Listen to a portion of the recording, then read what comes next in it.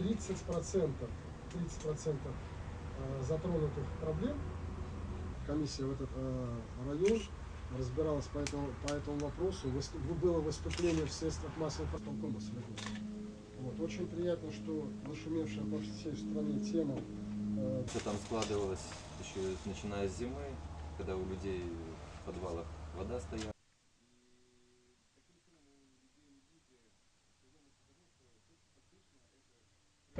Справа, яку почала компанія «Говори правду», влада подхватила, и когда это оставится, и что вы про это думаете? И не это плюс, и нема тут никакого минуса, на ваш погляд? Коли нешта робіцца дзеля нейкага чалавека ў гэтай краіне, тут не можа быць ніякага мінуса. Што ўлада падхапіла нашу ідэю, гэта відавочна, але прызнацца ў гэтым яна ніколі не прызнаецца, як і наогул даволі не толькі гэта ідэя, а шмат яшчэ якіх захадаў, якія ўлада рабіла ўжо па нашых слядах. Але хай сабе яны не прызнаюцца, хай сабе яны кажуць, што гэта ўсё, маўляў, у іх галовах выспела, і яны ўсё гэта рабілі без нас. Давно збіраліся. Давно збіраліся, няхай сабе будзе так, это не прынцыпова для нам няма каму, значит, вот это отдавать листы, что вось мы тут нечто. Все это застаецца там, где мы это робим, на тех местах с теми людьми. Сильно большие, и повторюсь, что практически в каждом номере официальной газеты «Одинство» даются репортажи, не оставляют в покое, не оставляют в беде. То есть постоянно эту тему муссируют, долбить, то вопрос решится. Сколько денег требуется для... Можно, конечно, сказать, что одной из мэтаў нашей кампании была вось гэта абудзіць чыноўніка. Але што яшчэ адбылося? Па размовах з тымі ж чыноўнікамі больш істотнае можа быць.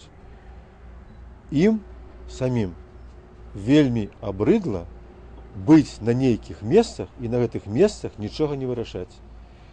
Гэта ненатуральна для чалавека, калі табе кажуць, у рэгламентах тваіх, на паперках напісана, што ты маеш такую ўладу, што ты можаш вырашыць тое, тое і тое, а насамрэч нічога ён абсалютна не можа вырашыць, гэта, конечно, не можа чалавека задавальняць нават у тым выпадку, калі ён на гэтым месцы мае нейкі хабар і недзе там можа нешта падкрадваць. Ёсць рэчы, ўсё-такі я разумею, што вось дадзена гэтаму чынавенству у суадносінах з ягоным рангам, з вышынёй вертыкальнай, на якой ён стаіць, там тая ці іншая магчымасць нешта там прыгарнуць да сябе. Это ёсць. Але людзям оказывается, вот толькі за гэта нельга людзей купіць, каб яны цалкам служылі і не ківаліся ў ніякі бок. Ім трэба яшчэ вось тое задавальненне маральнае ад той працы, які яны робяць. І вось у нашых гутарках мы займелі яшчэ саюзнікаў вось сярод гэтага службовага люду. Это вельмі істотна. Я не кажу, что мы не загранаем политику при проведении этой акции. Сегодня вось тут неподалеку ад Лиды мы подводим вынікі тых сацыяльных акцый, якія мы провялі по ўсёй Беларусі. Іх было 80, і ў іх прыняло ўдзел, актыўны прыняло ўдзел, падпісаўшыся под нашими зваротамі, под нашими заявамі 55 тысяч чалавек. Нас крытыкуюць даволі актыўна за тое, што мы, заяўляючы пра тое, што збіраемся займацца палітыкай, займаемся вось гэтым, дапамагаем людзям там у іх праблемах з кватэрамі, з дарогамі і астатнім. Гэта шлях абсалютна прадуктыўны. Я ў гэта верыў, калі мы пачыналі гэтай акцыі, і тым больш веру зараз, калі мы падводзім нейкія першыя вынікі.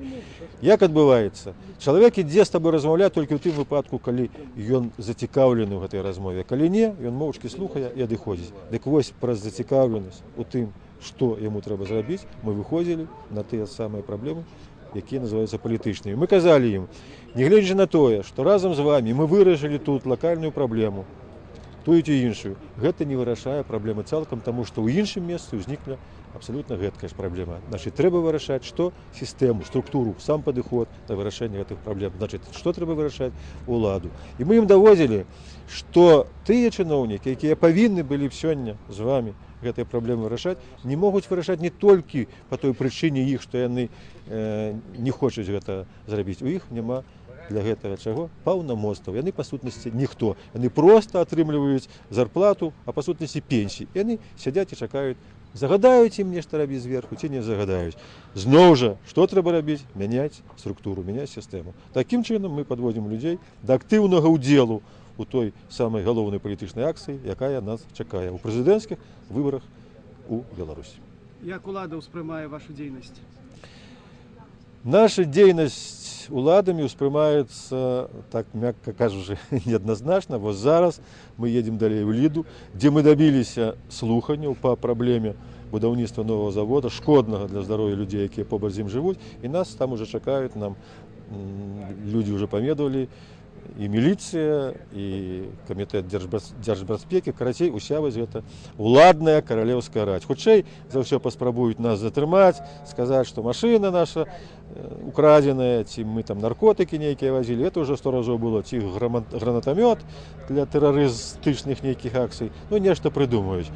Але, не гледзячы на гэта, да гэтага, зрэшты, усе мы ўжо звыклі, усе нашы актывісты глядзяць на гэта як на непазбежнасць у той працы, якую мы робім, і мы, безумоўна, будзем працягваць гэта і далей.